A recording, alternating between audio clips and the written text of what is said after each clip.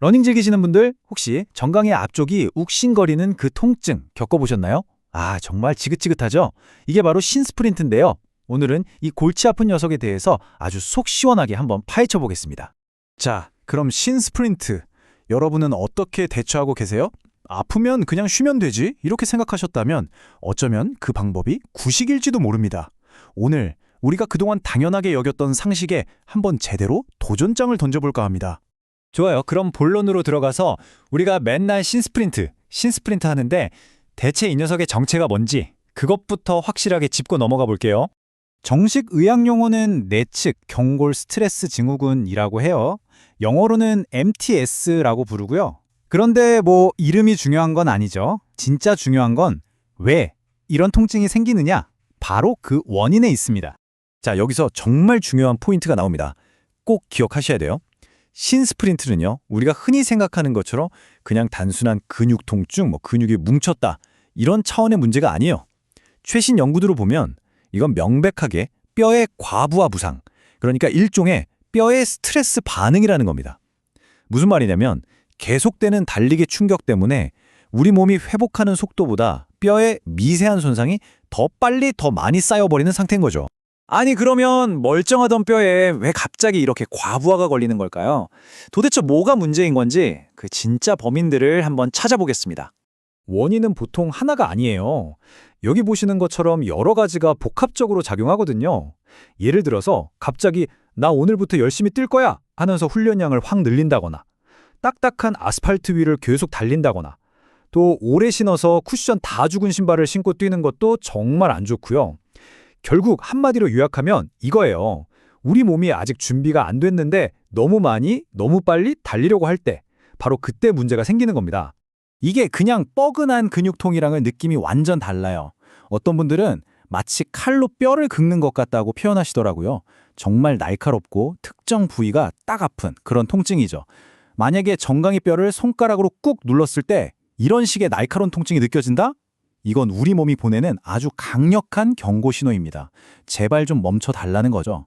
이걸 무시하면 그 대가는 생각보다 훨씬 큽니다.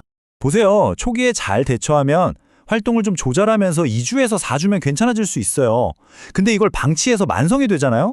그럼 회복에 몇 달이 걸릴 수도 있고 심하면 피로 골절로까지 이어질 수 있습니다. 그러니까 초기에 잡는 게 정말 중요한 거죠. 몇 주 쉬느냐, 몇 달을 쉬느냐가 바로 이 초동 대처에 달려있다고 해도 과언이 아닙니다. 자, 그럼 이 통증을 무시하면 안 된다는 건 이제 확실히 아셨을 거예요. 그럼 이제 어떻게 회복해야 할까요? 바로 여기서 오늘 이야기의 핵심, 부상 관리에 대한 패러다임이 완전히 바뀌는 지점이 나옵니다. 우리가 알던 방식에서 완전히 새로운 방식으로요. 지금까지 수십 년 동안 부상당하면 무조건 뭐였죠? 맞아요. 바로 RIC였습니다. 휴식하고, 얼음찜질하고, 압박하고, 다리 올리고 거의 부상관리의 교과서 같은 거였죠. 그런데 말이죠. 이게 좀 충격적일 수 있는데 최신 연구들은 이제 다른 이야기를 하고 있어요. 우리가 철석같이 믿었던 그 얼음찜질이 오히려 혈액순환을 방해해서 회복을 더디게 할 수 있다는 거예요. 그리고 무조건 쉬는 것도 능사가 아니고요. 그래서 요즘엔 아이스 대신에 새로운 원칙이 떠오르고 있습니다. 바로 P&S and Love입니다. 자, 그럼 하나씩 볼게요. 먼저 부상 직후 며칠 동안은 PACE를 지켜야 합니다. 여기서 P는 프로텍트, 즉 보호인데요. 무조건 쉬는 게 아니라 다친 부위에 무리가 가지 않도록 부하를 줄여주는 거예요. 그리고 A, Avoid Anti-Inflammatories. 이게 중요해요. 염증은 우리 몸의 자연스러운 치유 과정의 일부거든요. 그래서 섣불리 얼음찜질이나 소염제로 이걸 막으면 안 된다는 겁니다. 나머지 압박 컴프레시나 거상 엘리베이트는 기존과 비슷하고요. 핵심은 뭐다?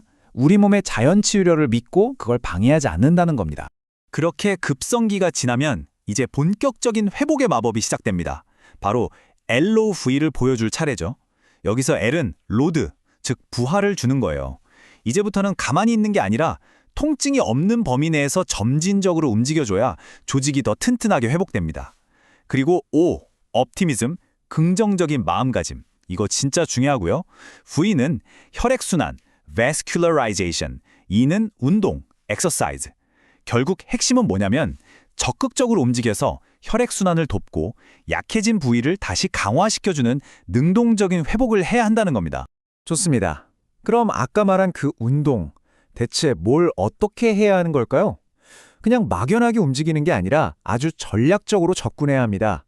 목표는 다시는 부상당하지 않을 방탄정광이를 만드는 거예요. 기초부터 차근차근 회복 탄력성을 쌓아 올리는 거죠. 재활의 목표는 단순히 지금의 통증을 없애는 게 아니에요. 그건 너무 단기적인 생각이고요. 진짜 목표는 애초에 신스프린트가 왜 생겼는지 그 근본 원인을 해결하는 겁니다. 약해진 종아리 근육을 강화하고 엉덩이 근육부터 코어까지 우리 몸 전체의 균형을 바로잡아서 충격을 잘 흡수할 수 있는 몸으로 만드는 거죠. 그래야 똑같은 부상을 반복하지 않으니까요. 그래서 재활 프로그램의 핵심은 이 네 가지에 집중해야 합니다. 첫째, 충격 흡수의 핵심인 엉덩이 근육. 둘째, 정강이 뼈의 부담을 줄여주는 가자미근. 그리고 이 모든 걸 연결하는 몸 전체의 균형. 마지막으로 충격의 최전선에 있는 종아리 근육까지요. 예를 들어서 한 발로 서서 뒤꿈치를 드는 싱글레그 카프레이즈 같은 운동을 해보는 거예요. 한 8개에서 12개 정도. 종아리가 좀 지친다 싶을 때까지 반복하는 거죠. 이런 식으로 약한 고리를 하나씩 강화해 나가는 겁니다. 어느 정도 근력이 붙고 통증이 사라지면 이제 뼈를 직접적으로 자극하는 운동을 살짝 추가할 수 있습니다.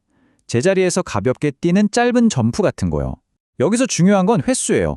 40번에서 80번 정도의 통증 없는 발 접촉이면 충분합니다. 뼈를 튼튼하게 만드는 자극은 금방 포화되거든요. 그러니까 뼈를 벌주듯이 수백 번 뛰는 게 아니라 똑똑하게 자극을 주는 게 핵심인 거죠. 자, 이렇게 재활까지 열심히 해서 근력도 돌아오고 통증도 완전히 사라졌다. 그럼 이제 드디어 다시 달릴 시간이죠. 하지만 예전처럼 무작정 달려서는 절대 안 됩니다. 이번에는 완전히 다르게 더 똑똑하게 달려야 합니다. 똑똑한 복귀를 위한 규칙 딱 정리해 드릴게요. 일단 예전에 뛰던 거리의 절반 혹은 그 이하에서 시작하세요. 그리고 훈련량은 일주일에 10% 이상 절대 늘리지 마시고요. 처음에는 딱딱한 아스팔트보다는 흙길이나 잔디밭이 좋습니다. 그리고 가장 중요한 거, 뛰다가 조금이라도 날카로운 통증이 느껴지면 그때 무조건 멈추는 겁니다. 이 정도는 괜찮겠지 하고 참고 뛰는 게 최악이에요. 인내심을 갖고 우리 몸이 다시 적응할 시간을 충분히 주는 것, 그게 핵심입니다. 결국 한번 생각해 볼 문제입니다. 여러분은 지금 그냥 고통을 참아가면서 달리고 계신가요? 아니면 진짜 부상 없는 몸, 진정한 회복 탄력성을 키우고 계신가요? 신스프린트는 여러분이 약해서 생기는 게 아니에요. 이젠 접근 방식을 좀 바꿔봐 라고 몸이 보내는 똑똑한 신호입니다. 그 신호에 어떻게 반응할지는 이제 여러분의 선택에 달려 있습니다.